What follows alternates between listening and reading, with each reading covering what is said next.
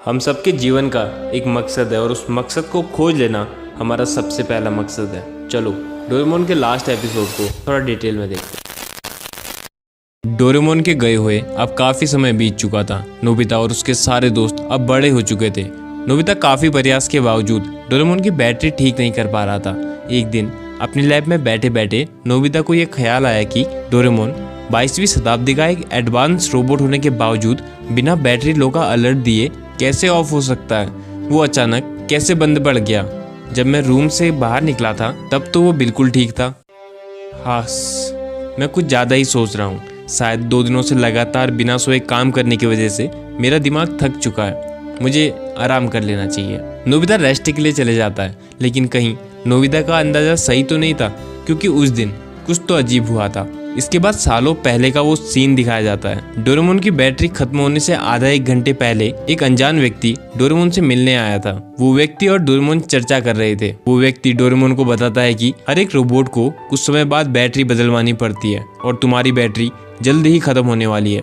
तुम्हारे कानों के पीछे वाले हिस्से में सोलर टेक्नोलॉजी थी। अगर तुम्हारे कान होते तो उसकी मदद से तुम्हारी बैटरी ऑटोमेटिकली चार्ज हो जाती, लेकिन वो तो चूहे बहुत पहले ही काट चुके हैं। अब तुम 2 चीज कर सकते हो, या तो तुम मेरे साथ फ्यूचर में चलो और बैटरी बदलवा लो, या कुछ महीने का इंतजार करो ताकि खुद तुम्हारी बैटरी पूरी तरह खत्म हो जाए। लेकिन डोरेमोन, तुम्हारे कान नहीं है, इसलिए बैटरी बदलते ही तुम पूरी तरह रिसेट हो जाओगे और नोबिता और बाकी सबके साथ बनाई सारी यादें भूल जाओगे। डोरेमोन की आंखों में आंसू आ जाते हैं, क्योंकि अब कोई रास्ता नहीं था। वो जल्द ही नोबिता से अलग होने वाला था और उसको पूरी तरह भूलने वाला था। डोरेमोन डिसाइड करता है कि वो बैटरी को खुद से खत्म होने देगा ताकि उसको कुछ महीनों का समय मिल जाए और आखिरी कुछ समय वो नोबिता के साथ खुशी से बिता सके। वो व्यक्ति मान जाता है और वापस जाने लगता है। डोरेमोन कॉमिक बुक पकड़ता है और बैठ जाता है और अंदर ही अंदर ये सोच रहा होता है कि अपने आखिरी कुछ समय में वो अपने दोस्त नोबिता से बिल्कुल नहीं लड़ेगा और बहुत प्यार से रहेगा। लेकिन तभी वो व्यक्ति पीछे से डोरेमोन के ऊपर एक हाई वोल्ट इलेक्ट्रिक गन से शूट कर देता है, जिससे डोरेमोन को एक बहुत जोर का शॉक लगता है और डोरेमोन की बैटरी पूरी तरह डिस्ट्रॉय हो जाती है। डोरेमोन सुन्न पड़ जाता है और वहीं पे ऑफ हो जाता है। वो व्यक्ति टाइम टीवी को कबर्ड में रख के टाइम मशीन में बैठ के वापस भाग जाता है और अपने साथ डोरेमोन की टाइम मशीन भी चुरा ले जाता है। कुछ देर बाद नोबिता घर पहुंचता है और डोरेमोन से गैजेट मांगने लगता है, जिससे वो जियान को मजा चखा सके। उसकी नजरों के सामने डोरेमोन जमीन में गिर जाता है। नोबिता डोरेमोन को जगाने की बहुत कोशिश करता है, लेकिन डोरेमोन पूरी तरह बंद हो चुका था। नोबिता की धड़कन बढ़ जाती है। उसको समझ नहीं आता कि उसको क्या करना चाहिए। वो डोरेमोन की पॉकेट यूज करने की कोशिश करता है, लेकिन अब वो पॉकेट एक नॉर्मल पॉकेट बन चुकी थी। नोबिता अलमारी खोलता है ताकि उसको कोई गैजेट मिल जाए जिससे वो डोरेमोन को ठीक कर सके। वहाँ उसको टाइम टीवी मिलती है, जिसको ओपन करते ही वो डोरामी से कनेक्ट हो जाता है। डोरामी से नोबिता को पता चलता है कि डोरेमोन की बैटरी खत्म हो चुकी है। अब वो पूरी तरह बंद हो चुका है। नोबिता फ्यूचर में जाने की कोशिश करता है, लेकिन टाइम मशीन वहाँ नहीं होती। डोरामी नोबिता को बताती है कि तुम फ्यूचर में या मैं पास्ट में नहीं आ सकती, क्योंकि 22वीं शताब्दी के रोबोट के चले जाने के बाद या खराब हो जाने के बाद हम पास्ट या फ्यूचर में छेड़खानी नहीं कर सकते। ये टाइम पेट्रोल्स के रूल्स के खिलाफ है। डोरामी नोबिता को बताती है कि किसी रास्ते से तुम डोरेमोन को फ्यूचर में ले भी आओगे तो बैटरी बदलवाने के साथ ही डोरेमोन की सारी मेमोरीज और डेटा साफ हो जाएगा और वो सब कुछ भूल जाएगा। जैसा हमने रिबॉर्न ऑफ डोरेमोन में भी देखा था, जब डायरेक्टर डोरेमोन को बाकियों जैसा स्मार्ट बनाने वाला था, तब इसके साथ ही डोरेमोन रिसेट भी हो जाता। लेकिन डोरेमोन और नोबिता की दोस्ती को देख के डायरेक्टर ने ऐसा नहीं किया था। डोरेमोन की रिसेट वाली बात सुन के नोबिता अपने घुटनों में गिर जाता है और रोने लगता है, क्योंकि वो नहीं चाहता था कि डोरेमोन उसको भूल जाए। डोरामी नोबिता को बताती है कि अब हम सिर्फ 2 चीजें कर सकते हैं। एक तो अगर टाइम पेट्रोल परमिशन दे तो हम डोरेमोन को वापस फ्यूचर में ले जाकर उसकी बैटरी चेंज करवा सकते हैं, लेकिन इससे डोरेमोन रिसेट हो जाएगा।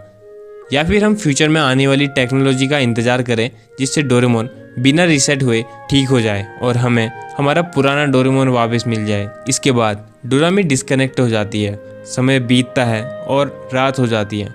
नोबिता डिनर के लिए नहीं जाता और अपने रूम के किनारे में बैठ के रो रहा होता है। डोरेमोन सामने पड़ा हुआ था। नोबिता डोरेमोन को बहुत ज़्यादा मिस कर रहा था।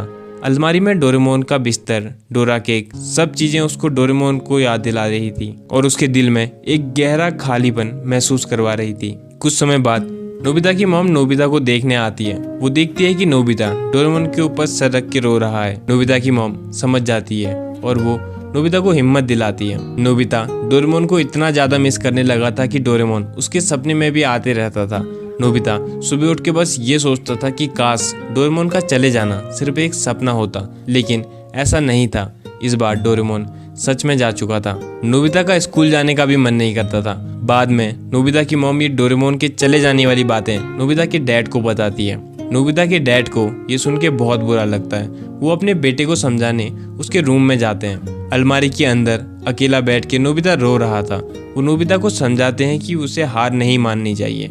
रोके डोरेमोन वापस नहीं आएगा, तुमको इस बात को एक्सेप्ट करना पड़ेगा और जितना जल्दी हो सके ये उतना अच्छा रहेगा, और यही डोरेमोन भी तुमसे चाहता होगा। नोबिता को ये बातें समझ आती हैं। वो मन ही मन सोचता है कि डोरेमोन कभी नहीं चाहेगा कि मैं कमजोर रहूं। नोबिता उठता है और अपने रूम की विंडो के पास जाके बैठता है। रात काफी हो चुकी थी, सब सो चुके थे, लेकिन नोबिता अभी भी विंडो से बाहर आसमान में तारे देख रहा था। अपनी आंखों में आंसू लिए नोबिता डोरेमोन को याद कर रहा था। तारों को देखते हुए उसने फुसफुसाते हुए कहा, काश मैं तुमसे आखिरी बार मिल पाता डोरेमोन। अचानक आसमान में एक तारा चमक उठा।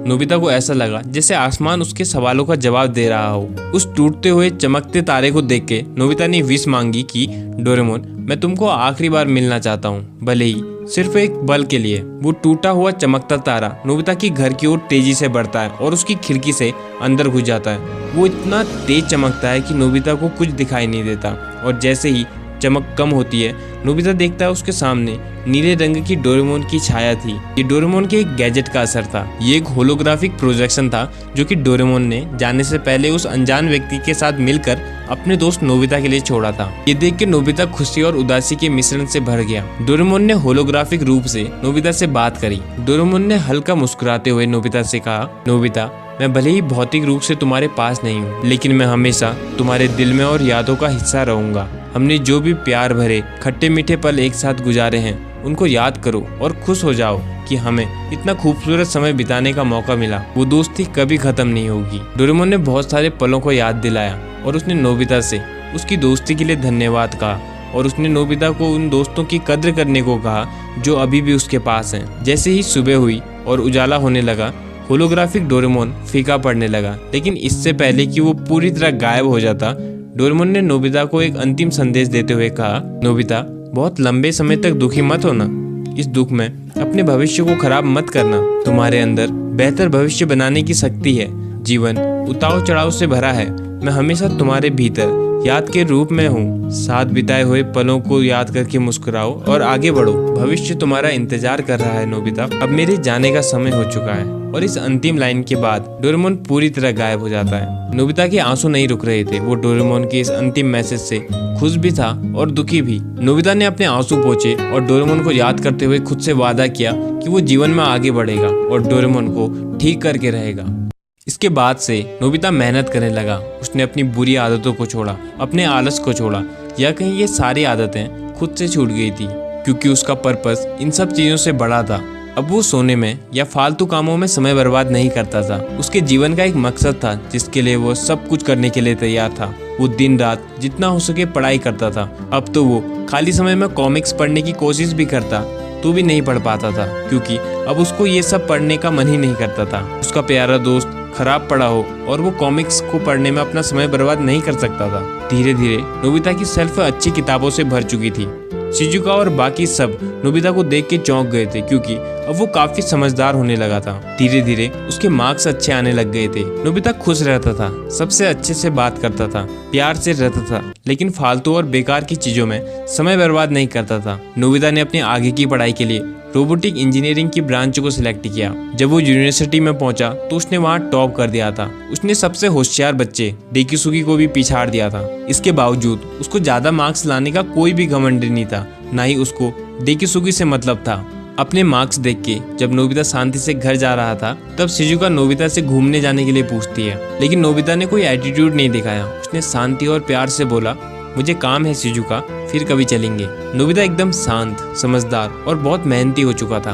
वो सिर्फ नॉलेज के लिए पढ़ाई करता था, नॉलेज जिससे वो डोरेमोन को ठीक कर सके। वो शांत रहता था और यूनिवर्सिटी तक उसने कभी शिजुका को इम्प्रेस करने की कोशिश भी नहीं की।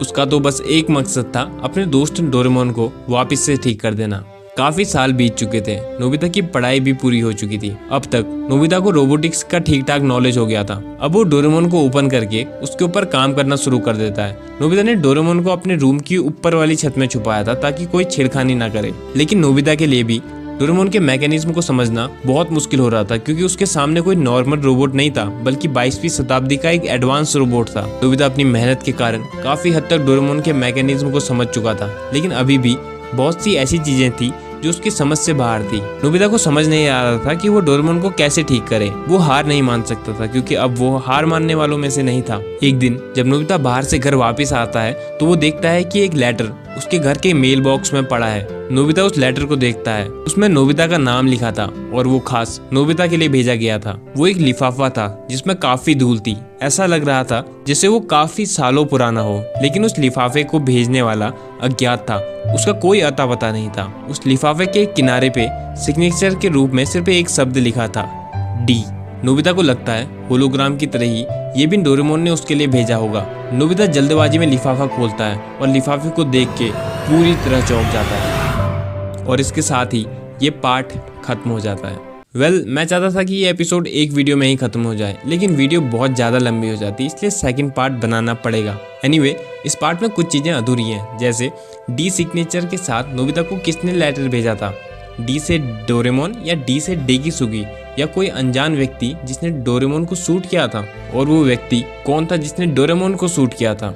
ये सारी चीज़ें जब मैं सेकंड पार्ट पढ़ूंगा तब पता चलेंगी, एंड मैं जल्द ही उसको बना के अपलोड भी कर दूंगा। बट मेक श्योर कि आप लाइक करके या कमेंट करके ज़रूर बताना कि आप सेकंड पार्ट में इंटरेस्टेड हो या नहीं, और कमेंट्स में ये ज़रूर गेस करना कि वो अनजान व्यक्ति कौन हो सकता है और डी सिग्नेचर के साथ किसने लेटर भेजा होगा।